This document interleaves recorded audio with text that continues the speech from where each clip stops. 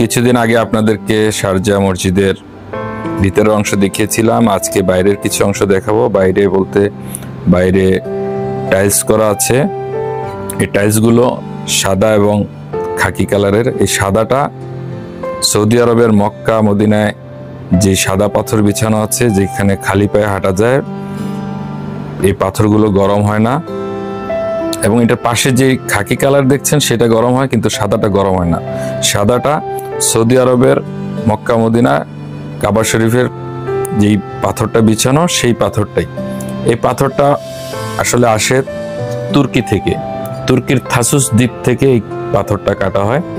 এই দ্বীপের সাদা পাথরটা খুবই বিশ্ববিখ্যাত এবং খুবই দামি এই পাথর। এই পাথরটা গরম হয় না বিধায় খালি পায়ে হাঁটা যায়। এই পাথরে আসলে গরম হয় না কেন? এটার ভিতরে সোলার রিফ্লেক্টিভিটি এবং তাপ শোষণ ক্ষমতা কম থাকায় বাড়তি তাপ জমে না।